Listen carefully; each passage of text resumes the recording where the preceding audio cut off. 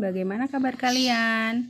Semoga dalam keadaan sehat ya, dan masih semangat belajar meskipun belum bisa bertatap muka secara langsung. Kali ini jumpa lagi bersama saya, Ibu Erni Puspitasari dari MGMP Bahasa Indonesia SMP Kota Tangerang. Saya perwakilan dari SMP Negeri 22 Tangerang. Sebelum belajar, mari kita berdoa menurut agama dan kepercayaan masing-masing. Pidato merupakan kegiatan mengungkapkan pikiran dalam bentuk kata-kata atau lisan yang ditujukan kepada orang banyak dalam sebuah forum. Pidato persuasif merupakan pidato yang bertujuan meyakinkan pembaca atau pendengar dengan menyajikan argumen dari sudut pandang si pembicara. Metode pidato disampaikan dalam 4 cara. Yang pertama yaitu manuskrip atau naskah, berpidato dengan membaca teks atau naskah yang telah dipersiapkan. 2. Ekstemporan, pidato yang disampaikan berdasarkan catatan-catatan penting yang sekaligus menjadi urutan dalam uraian. Ketiga, memoriter atau hafalan, berpidato berdasarkan isi naskah pidato yang sudah dihafalkan. 4. Impromptu, yaitu berpidato tanpa persiapan. Tujuan pidato, pertama memberikan informasi kepada pendengar, meyakinkan pendengar, menghibur pendengar, dan menggerakkan pendengar. Ciri-ciri pidato persuasif. 1. Bersifat ajakan, perintah, ataupun suatu rekomendasi terhadap suatu hal yang perlu dilakukan. 2. Menggunakan kalimat yang bersifat membangun. 3. Menyertakan suatu permasalahan yang akan dibahas. Cara memersuasi atau meyakinkan pendengar bisa dilakukan melalui 3 pendekatan. Yang pertama adalah pendekatan etika yang berarti menyentuh audiens lewat nilai-nilai moral dan kebenaran yang harus ditegakkan. Yang kedua yaitu emosi, perasaan audiens dengan cara membakar semangatnya atau justru membuat pendengar merasa terharu akan suatu kenyataan. Yang ketiga, logika, berarti memanfaatkan logika untuk memberikan efek setuju karena argumen masuk akal dan dapat dibuktikan secara ilmiah. Langkah-langkah menemukan informasi dalam pidato persuasif. Yang pertama, baca atau dengarkan pidato persuasif dengan seksama. 2. Catat informasi penting dalam pidato persuasif yang dibaca atau didengar.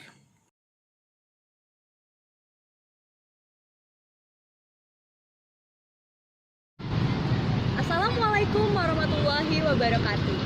Salam sejahtera bagi kita semua. Bagaimana kabar kalian hari ini? Alhamdulillah, semoga selalu dalam lindungan Allah SWT. Syukur kehadirat Ilahi Robbi atas rahmat dan hidayahnya. Kali ini saya dapat berdiri di sini dan sharing bersama teman-teman dari SMA di seluruh Nusantara. Teman-teman yang berbahagia, mungkin topik pembahasan kita pada kali ini terdengar cukup mainstream dan mungkin agak klasik karena orang tua, guru, bahkan sesepuh selalu mengingatkan kita tentang remaja tanpa narkoba. Ujangan yang begitu membosankan, namun kali ini saya mencoba mengemasnya versi milenial. So, we start talk about narkoba first. Pasti kalian pada tahu kan apa itu narkoba? Narkoba singkatan dari narkotika dan obat atau bahan berbahaya. Dan di Indonesia, para medis menyebutnya dengan istilah nafza atau narkotika, psikotropika, dan zat adiktif. Sebenarnya, obat-obatan tadi akan berguna bagi tubuh apabila digunakan dalam dosis yang sesuai. Namun, banyak sekali oknum yang menggunakan hanya untuk bersenang-senang dan hanya untuk kebutuhan yang tidak penting saja, padahal itu bisa merusak tubuhnya. Dan di Indonesia terdapat 4 jenis narkoba yang paling populer, yaitu sabu, ekstasi, ganja, dan heroin. Kadang saya heran kenapa sih remaja masih suka menggunakan narkoba, padahal yang awalnya cantik jadi jelek, yang awalnya sehat jadi sakit. Teman-teman yang berbahagia, Seperti kita ketahui, begitu banyak sekali dampak negatif narkoba bagi tubuh kita. Yang pertama yaitu tubuh sehat jadi sakit, dapat merusak sistem pusat pada otak kita. Dan bahkan apabila peralatan yang pengguna gunakan tidak steril, dapat terjangkit penyakit HIV/AIDS yang tidak ada obatnya hingga saat ini.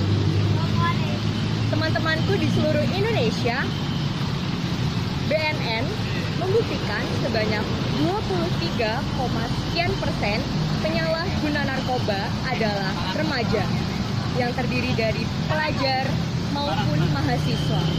Dan parahnya, menurut BNN Provinsi Jawa Timur, Indonesia merupakan salah satu pangsa pasar terbesar bagi pengedar narkoba di Asia. Begitu mirisnya reputasi kita sebagai generasi muda Indonesia. Dan bagaimana orang tua kita tidak khawatir setiap kita pamit keluar hangout dengan teman-teman, mereka selalu berpikiran negatif. Wah, anakku bakal terjangkit narkoba nih. Dan banyak sekali pikiran lain.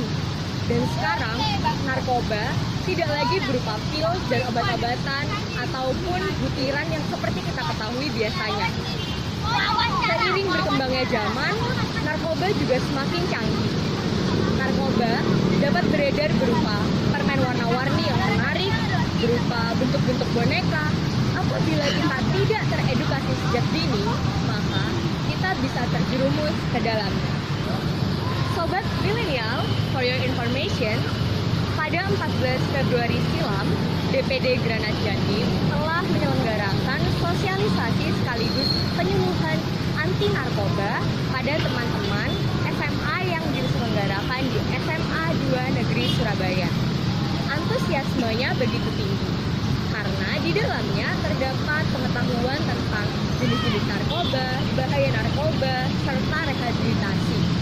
Dan untuk menambah pengetahuan kalian, apabila ada orang yang telah menyalahgunakan narkoba, jangan jauhi, namun dekati dan anjurkan untuk ke pusat rehabilitasi. Kita sebagai generasi muda seharusnya terus mengedukasi diri agar mengetahui dan tidak terjerumus dalam narkoba. Contohnya dapat menginvite atau meng-add official account di berbagai sosial media. Teman-teman, banyak sekali hal-hal bermanfaat yang dapat kita lakukan di zaman now ini. As millennials, we must more productive. Contohnya, kita dapat mengisi konten-konten sosial media kita seperti YouTube, Twitter, Instagram dengan konten-konten yang menginspirasi bagi generasi muda lainnya. Selain itu, gak ada yang menyalahkan kok kita jadi generasi milenial, generasi gaul, atau apapun itu apabila kita mengimbanginya dengan talenta dan prestasi yang membanggakan bagi keluarga. Selain itu, kita juga memiliki kewajiban utama, yaitu belajar. Jadi, teman-teman gak usah ngerasa gabut deh, karena habis ini akan ada jenjang yang lebih tinggi, yaitu jenjang perguruan tinggi negeri. Dan selanjutnya, kita juga harus lebih bersemangat dalam menggali potensi diri dan terus mendekatkan diri kepada Tuhan Yang Maha Esa. Dan jangan ragu untuk mengikuti kegiatan-kegiatan bermanfaat lainnya seperti organisasi dan yang lain-lain. Sobat penerus bangsa, sebagai generasi muda Indonesia, jangan mau dikalahkan oleh narkoba dan hal-hal nggak penting lainnya. Karena masa depan bangsa ada di tangan kita. Dan kita harus menjadi generasi muda yang berwawasan luas, bermental cerdas, dan mampu berdaya saing di masyarakat ekonomi ASEAN saat ini. So, pesan saya, jadilah generasi muda bangsa Indonesia yang dapat dibanggakan bagi nusa, bangsa, dan agama. Jauhi narkoba, dekati Raffiata. Jangan lupa like, comment, and subscribe. Terima kasih perhatiannya. Wassalamualaikum warahmatullahi wabarakatuh. Setelah kalian simak pidato tadi, ada tugas yang harus dikerjakan, yaitu catatlah atau tuliskan pesan penting yang disampaikan dalam pidato tersebut di buku kalian ya. Selamat mengerjakan. Nah, anak-anak, demikianlah pembelajaran pada hari ini. Ibu mohon maaf apabila ada kekurangan, dan Ibu ucapkan terima kasih telah mengikuti pembelajaran ini. Wassalamualaikum warahmatullahi wabarakatuh.